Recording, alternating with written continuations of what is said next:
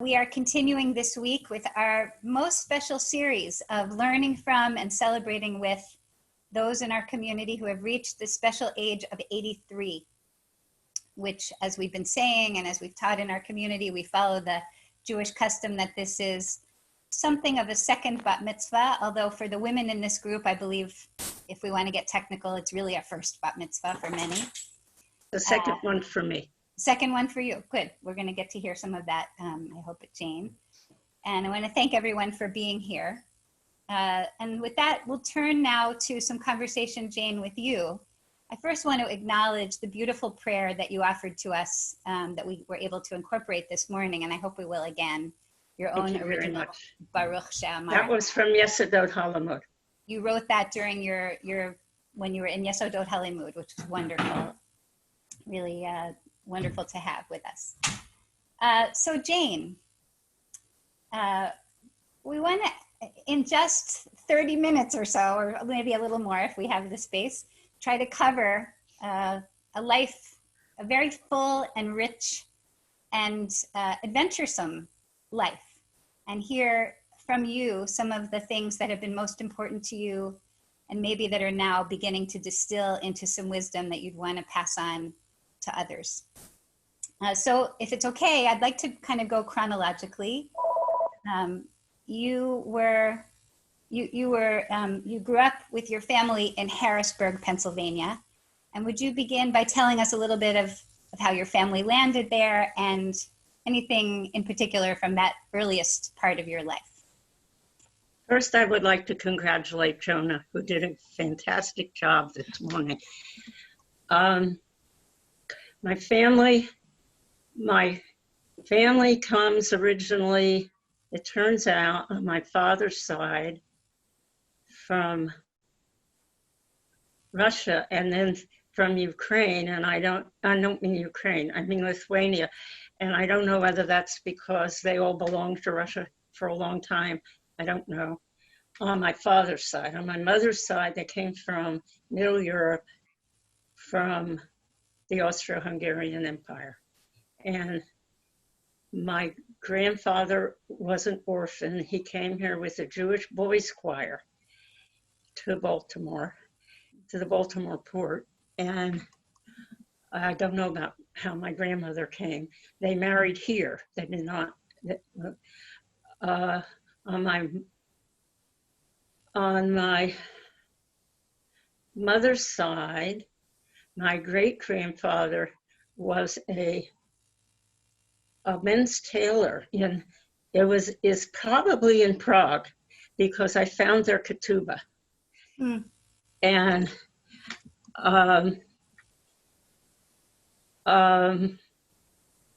my grandfather didn't really count much. He was a ne'er-do-well, and he left the family when my mother was 18 months old, so we don't deal with him. So the reason that we were in Harrisburg, my father grew up in Western Pennsylvania in a little town called Indiana, and he went to Dickinson College and Dickinson Law School, which is how he ended up in Harrisburg, because he went to practice law in Harrisburg. Living in Harrisburg wasn't a very exciting thing, except that my mother in particular liked to take us to New York to shows, and there was a national theater kind of thing in Hershey, Pennsylvania. We used to go to shows in Hershey. And in my own, my memory is about being in a family. Jonah was talking about memories, so here we're going on to memory. I grew up in a family that was liberal politically, and my father represented labor unions, and that was an interesting thing, because aside from the fact that it's in Harrisburg, that wasn't terrifically popular. Both he and my mother really the way that they lived and the things that they believed in, which had to do with concern for the suffering of people and, of course, the importance of the worker. And at some point, my mother became very active in Hadassah. So my brother and I grew up with those ideas that these things were very important. And we still, my brother's not living, but until he died, he believed in that, and he lived that way, and I try to live that way too. Great. So they were an important influence. In your early formation, absolutely. Yes, yes. Yeah. And Jane, could you say something about how your family practiced Judaism or lived their Jewish identity? How did Judaism get transmitted to you as a young child? In my family, my father was a very close friend of the Orthodox rabbi.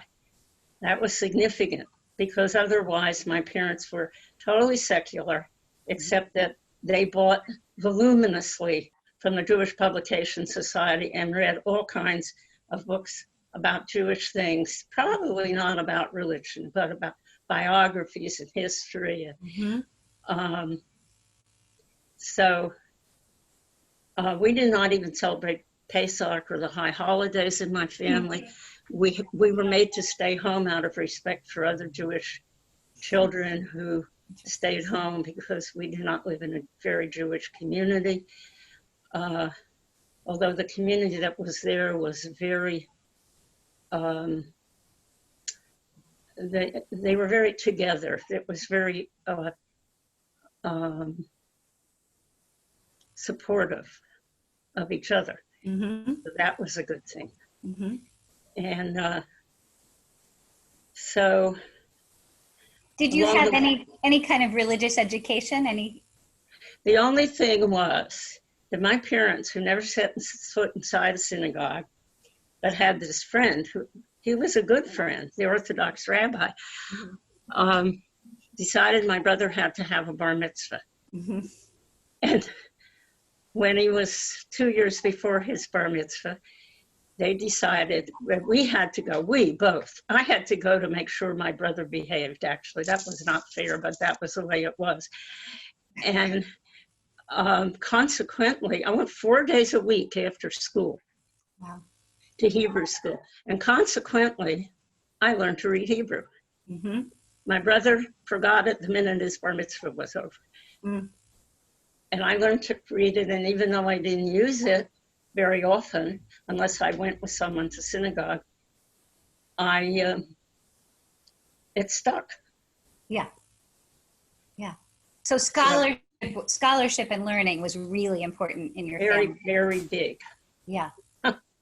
And so I thought maybe we could segue there. You finished high school and went on to Barnard College. Yes. And then on to law Yale school. Law School. Yeah, and so I want to make sure people hear that. You went on to Yale Law School in 1957, I believe? 58. And just wondering. I'm in the same class as George Dreesen. Wow. I mean, I always knew our community was filled with incredibly smart people, but every now and then it's nice to be reminded. No, he's incredibly smart. Yes, he is. Yes. So would you be willing to talk a little bit about that? I mean, it wasn't that common for a woman to go to Yale Law School in 1950. No, there were 8 of us in a class of 169. And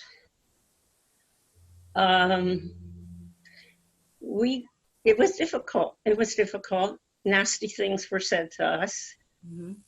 And like, because you're here, my best friend couldn't get into Yale. And I don't know how they would have known that their best friend was right after me on the list. But anyhow, that was the deal. And it was a struggle. What prompted you to want to go to law school?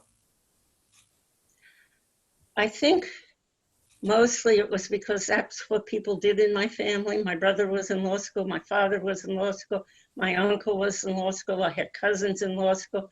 And it was an opportunity to do something that women didn't do. Right.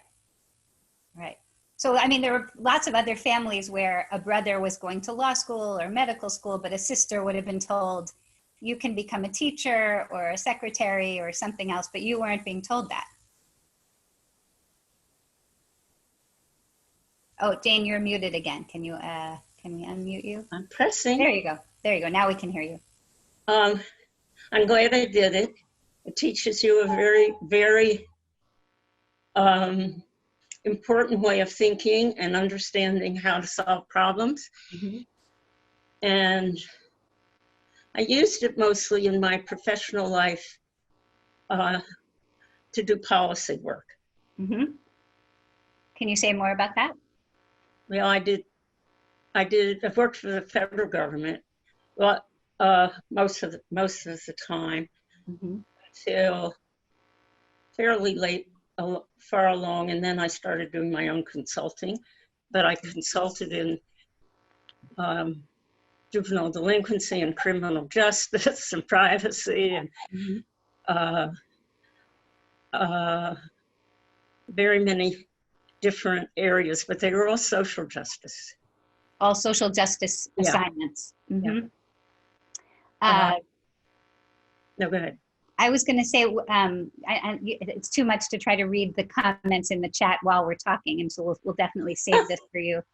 But just one from Randy Steiner that I'm going to lift up here. Jane was breaking through traditions, and the rest of us were fortunate. Whoops, it slipped away from me.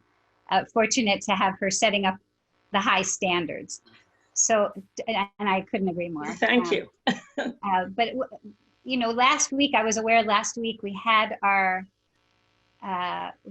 third interview. We had two men. We've had two men so far and one woman. Marie-Jeanne Lambert was there in the middle. And last week was Walter. And somebody was asking, okay, when are we going to hear from more women? There are going to be a bunch of us. There's several more. But I think you have a unique story thus far to tell about what it was like to be a woman in very much a man's world, not only in law school, but also I think in your work. Yes. I imagine that there weren't that many women doing the kind of work you were doing after law school. Anything you want to share about that? What it was like for you to be in those positions? Well, you know, it was true. And for the most part, women, they could only get up so high. Mm-hmm. And when we were doing a good job, but there were a couple of them who were very distinguished. Mm-hmm.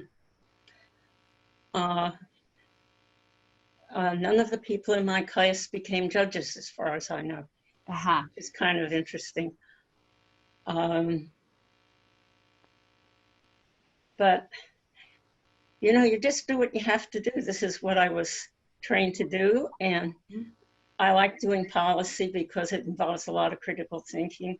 Mm-hmm. And it's closer to real people than I felt the law is in many instances. Uh-huh. It's easy to feel the connection between the policy work and the effect on those in the society that's under that policy. And so would you say something about some of the policy work that was most important to you? Well, very early on, there was this thing called the Model Cities Program. I don't know how many people are old enough to remember the Model Cities Program. And it was funded by the Department of Health, Education, and Welfare. I was in the General Counsel's office there. And one of the things they had in that program that they funded were four legal aid programs in particular cities. New York and Washington were two of them. And so I spent time in those cities and interviewed people and watched what they did. And then I wrote a report about it. And so it's kind of the beginning of, legal services, I don't know where they are in the, these days, but it started a movement for a while where they became, say that,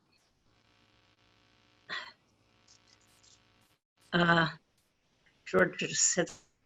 Yeah, there's all kinds of good comments coming in. I think you might be muted again. So I'm holding on to it with all my life. no, you're good. Now you're unmuted. Okay, now we can hear you. And then you go ahead. We've heard everything you said, Jane. Was it fair? Yes, Okay. Was it fair? except you need to get all the commentary that I posted about Yale in those days and the women in the class, many of whom were very successful, both Yes. at law school and later, and Yes. important. Yes. Mhm. One of them, Barbara Babcock, just died, and there was a very long obituary about her. She started public defender in Washington. That's the woman I had in mind that I commented. So wonderful to have this this glimpse of that particular history, and to have another, Rabbi George's voice in here as well. So Jane, you also, your career took you to the London School of Economics at one point. yes. Yes. Well, it was my husband who took me to the London School of Economics, and because he got a job, which we ended up staying for 2.5 years because we liked it so much. We lived mostly in London, and I got a job at the London School of Economics because the professor who was running it wanting this, which was a course in poverty and law, but knew that I had a superior education actually in law, and that I knew something about poverty. So I developed the first course in poverty law in England. I have no idea what happened afterwards, but it was fun. And while you were in England, you adopted your son. Adopted my son. Correct? You want to tell us Yes. a little bit about your kids? About motherhood? About motherhood. Not particularly. I mean, I love my children, and sometimes it wasn't easy. And now they're grown up, and I'm glad that they're in my life. We're glad they're in my life. Wonderful. I think any of us who have raised children or who are raising children would say, definitely not easy all the time. So yeah, we appreciate that. I was thinking about the story you told me about bringing your baby son home from England to your in-laws' house. Yeah, well, my father-in-law was a bit of a bigot, and we didn't have a place to live when we came back because the government was frozen and my husband had lost his job. And so we were living with his parents, and we brought this my children are both beautiful children. My son at that time was really cute. He was about 13 months old. And so he's dark-skinned, and we were afraid of what was going to happen when Dave came home from his dentist's office and saw this child, because we know what he thought about people who had dark skin. So we all had some scotch and waited for Dave to come home. And when he came home, my son crawled to the door, and the door opened, and Grandpa came in, and my son raised both his arms and went, "Ah!" And Grandpa fell in love with him for the rest of Grandpa's life. So that's an important story. That is an about important people. story. Yeah, and about, I think, maybe how children can help break down some of the barriers that we adults create. Absolutely. Yeah, thank you for being willing to share that. I loved that story when you told me earlier. So you've had some big experiences being trained as a lawyer and then doing all this policy work and then living overseas and becoming a mom to 2 kids. And then you shared that around age 40, you began to discover a whole new artistic side of yourself and give some expression to that. And I wonder if you'd talk a little bit about that. That was my singing. Yeah, can you share more about that? And we sang a lot in my family. You know, we were a family that, my father represented labor unions. Let me tell you, when you're involved with labor unions, you sing a lot. Mm. And Well, and is there a favorite labor union song that you would share with us? No, not right now. I'm not going to do it. I know Fred. My voice isn't great today, so I'm not going to do it. But so I didn't know particularly I could sing particularly well. What? Don't tempt me. Oh, if you sing it with me, I'll sing it. I don't know if there's not time for it, George. Yeah, we'll have to do it another time. Yeah, another time. I think it's unfortunately hard to get 2 voices on Zoom together, so I don't think we can do it. So anyway, go ahead, Jean. So I began to. After that, well, we were at someone's home. I was visiting Harrisburg because there had been a flood in 1972, and we came to help my parents clean up. It's horrible. And we were living with his family. And this family sang a lot. And Fred would know that one of the people in his family was Dick Lurie.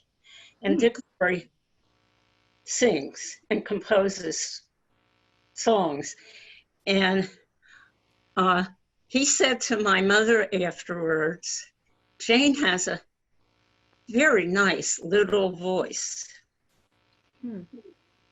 And it was the first time my mother, who had known me since I was born, was made aware that I could sing.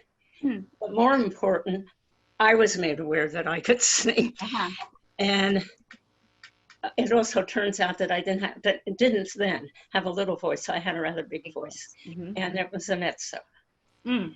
And so I began taking voice lessons, took with several different people, and it's very freeing to discover that you have music inside of you. It's very freeing. And so I can talk about music, or I can go on with the rest of my life.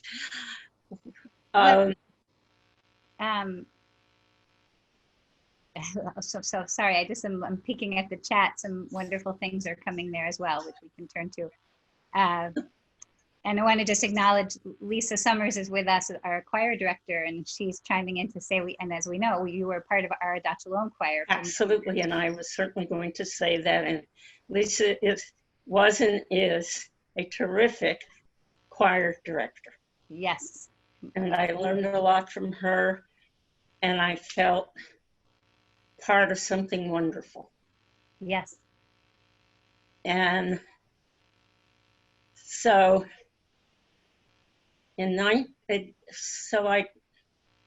I was a member of Addis Israel at the time. In 1996, I believe that, no, that's not right. Yes, I think it was. Yeah, I think you wrote 1996. 1996. I came to a Dutch Shalom. And it was Myrna Seidman who brought me to a Dutch Shalom. Thank you, Myrna. And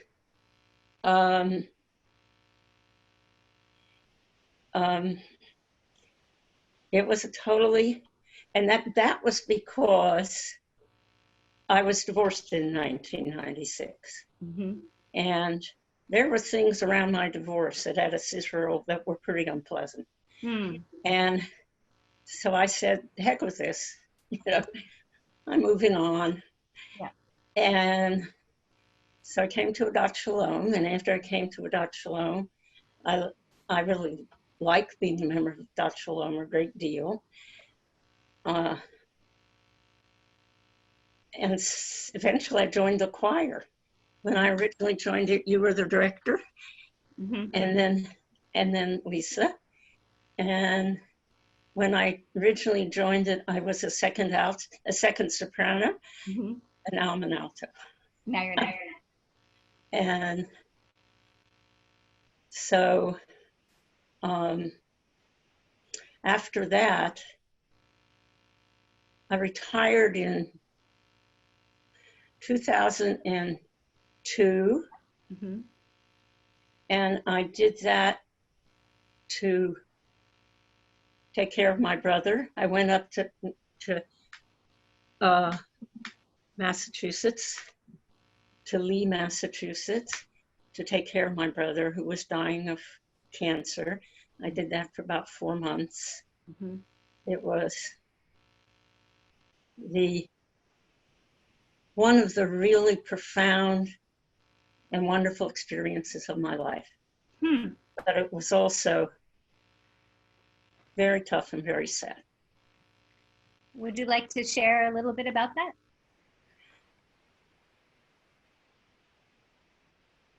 Well, I was grateful to be able to do this.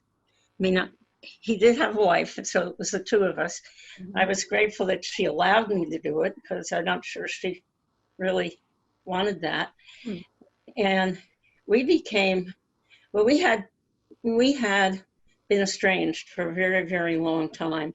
And at some point, maybe 15 years before that, we got back together. Mhm. And it was a very important thing for both of us. Mhm. He decided to walk out on the family, and he finally did better and came back. And so we had this relationship that was pretty intense for 15 years because we missed so much. Hmm. And my children were crazy about him. Hmm. And,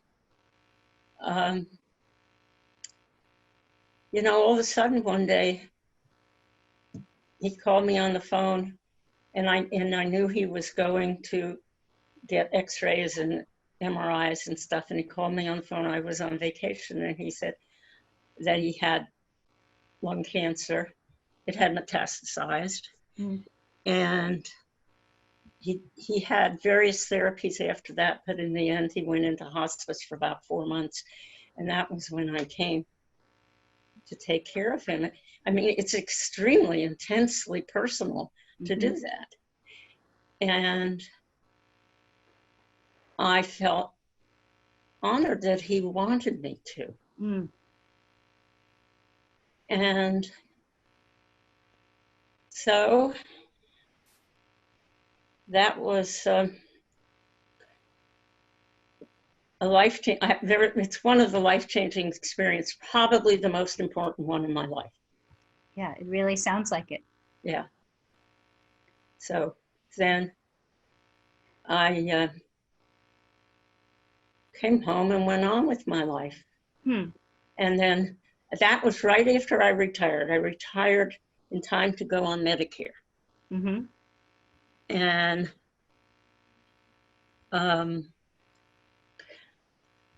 so after I came back, I was quite depressed for a while. You get this feeling that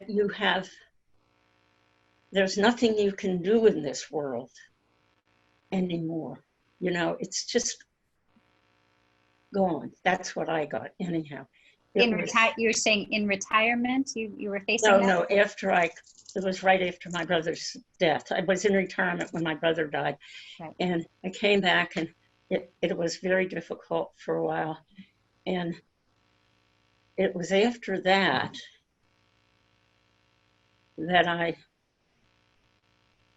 I had been taking voice lessons, but it was after that I decided I needed to do something with my hands. Hmm. And so I did, for about 8 years, I took classes at Montgomery College with excellent teachers, excellent instructors. And I took mostly interested in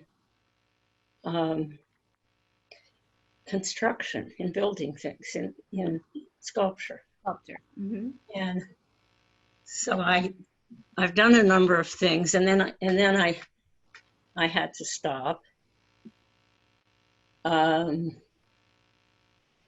then I moved to Riderwood, where I've been for now over 5 years. I think that's right.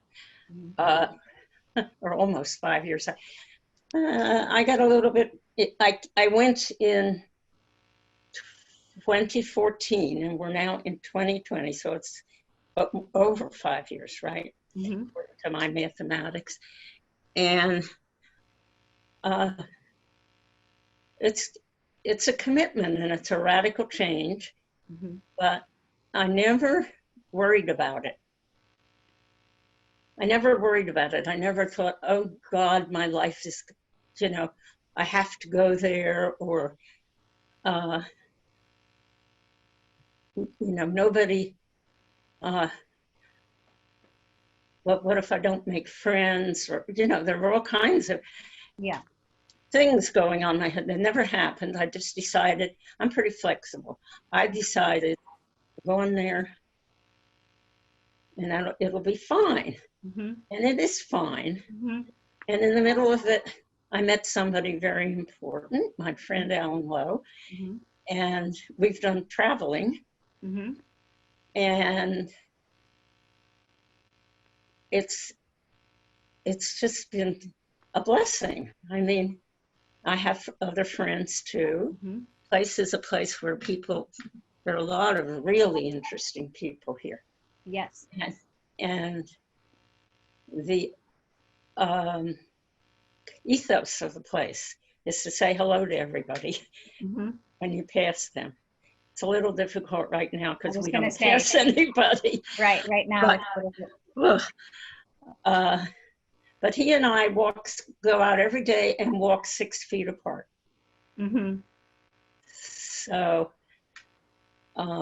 you've landed in a very nice place. I don't mean just that it's Riderwood is a nice place, but in your life. Yeah, and to get to talk about my art, it's reflected in my art. My art reflects very much that it's a statement. It's a statement about things, a lot of my art.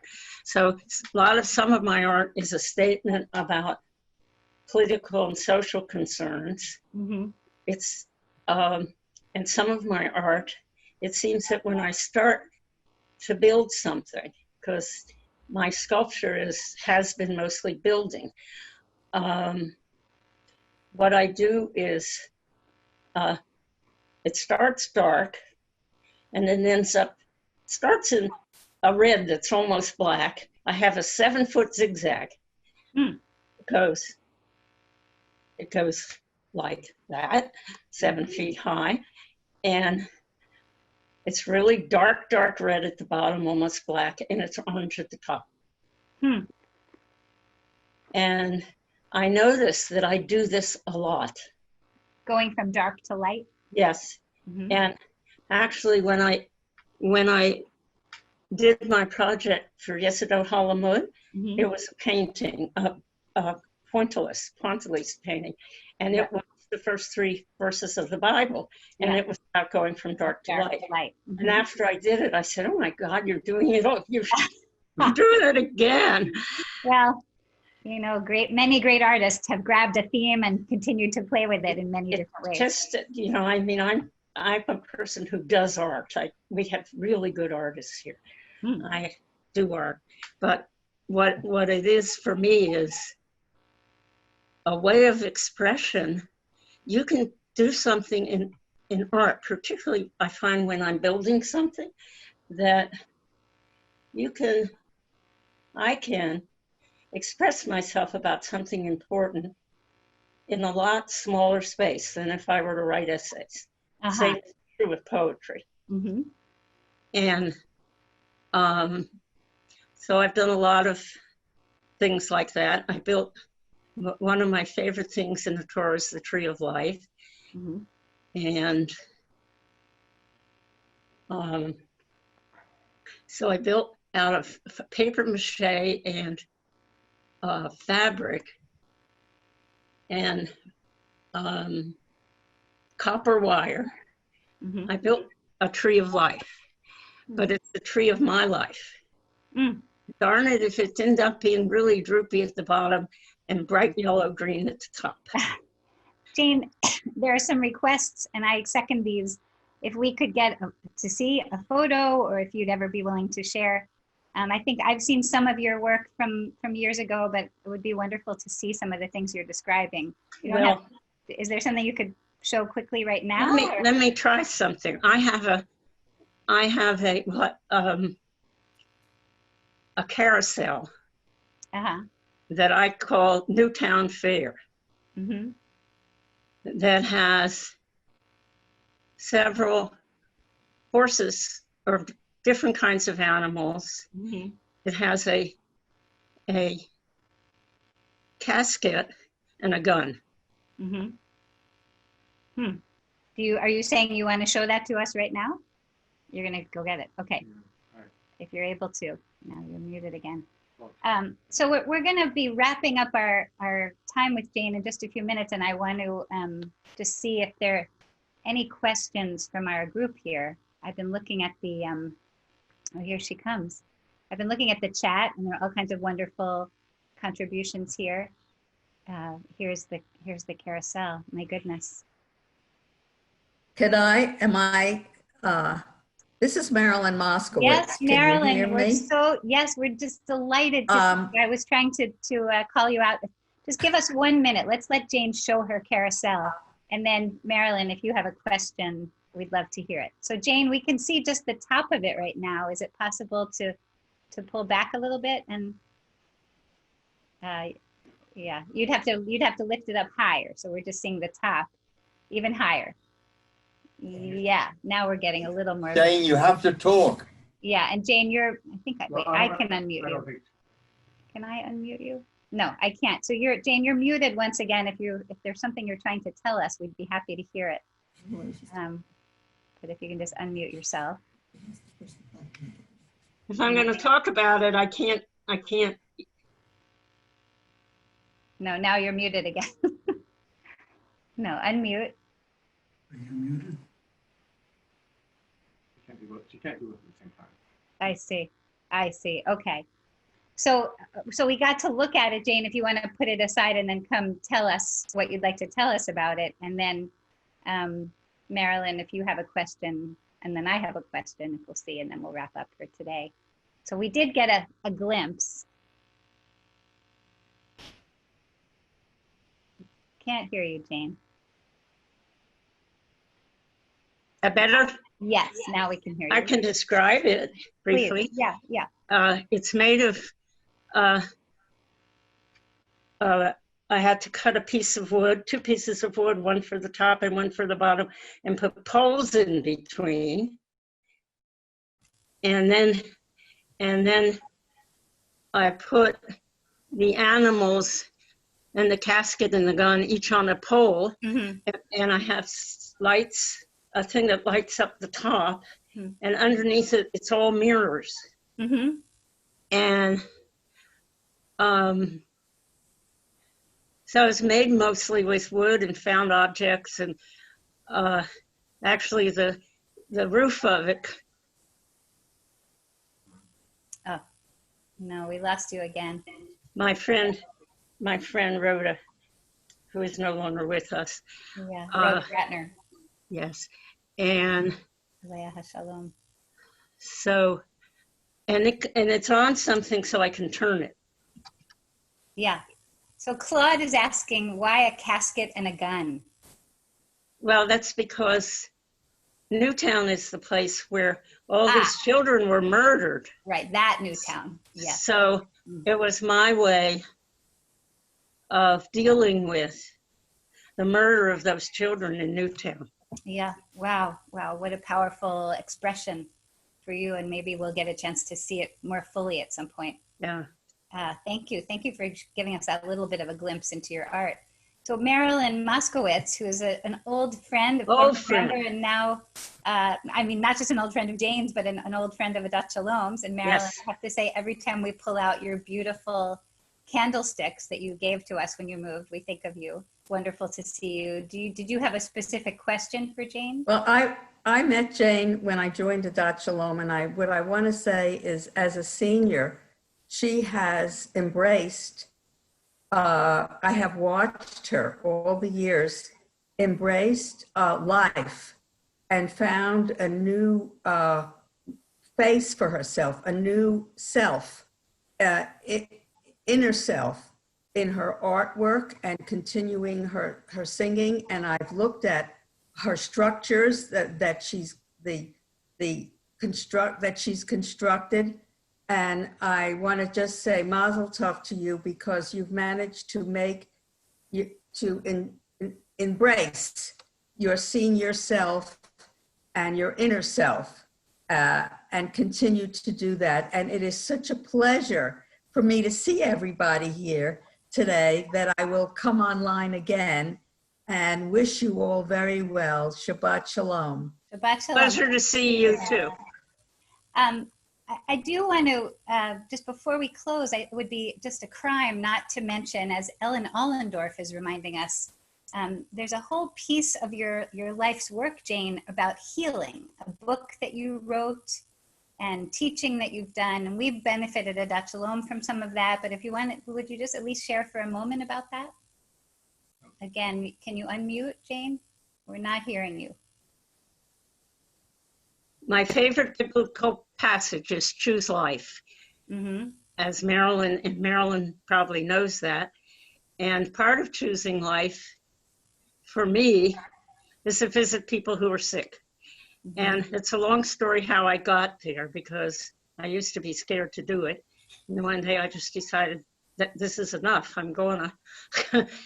and then it just sort of mushroomed from there. I got this opportunity to hold this seminar, which was very detailed, 8 hours on different days at Addis, Israel. And they made a transcript. And from the transcript, I wrote a book. Mm-hmm. And the book is dedicated to somebody who was a friend of mine who had died around that time.